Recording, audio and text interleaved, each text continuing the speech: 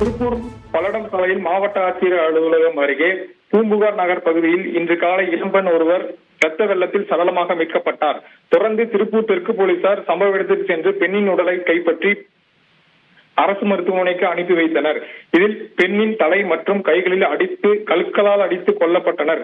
இதைத் தொடர்ந்து போலீசார் பெண் வேலை செய்யும் பல்லடம் வித்யாலயம் பகுதியில் உள்ள மருத்துவமனைக்கு சென்று பார்த்து அங்குள்ள சிசிடிவிகளை ஆய்வு செய்தனர். அதில் பெண் ஒருவருடன் தனியாக நடந்து சென்றது தெரிய வந்தது.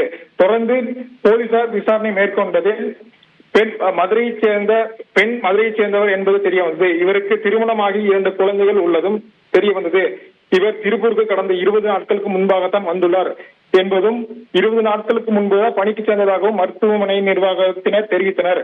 விசாரணையில் 11 ஆண்டுகளுக்கு முன்னரே சித்ரா வேறொரு சமூகத்தைச் சேர்ந்த ராஜேஷ் கண்ணா என்பவரை காதல் திருமணம் செய்துள்ளார். உசிலம்பட்டி அருகே உள்ள வாடிப்பட்டி பகுதியில் தங்கியிருந்த நிலையில் கணவன் மனைவியிடையே தகராறு ஏற்பட்டு தனது 2 குழந்தைகள் மற்றும் தாயுடன் திருப்பூர் தமிழ்நாடு தியேட்டர் பின்புறம் வீட்டுக்கு வாடகைக்கு எடுத்து தங்கியுள்ளனர். இந்த நிலையில் ராஜேஷ் கண்ணா தான் கொலை செய்திருப்பார் என போலீசார் விசாரணை மேற்கொண்டனர். இந்த விசாரணையில் ராஜேஷ் கண்ணாவை தனிப்படையினர் மதுரை அலங்காநல்லூரில் கைது செய்து தற்பொழுது திருப்பூருக்கு அழைத்து வருகின்றனர்.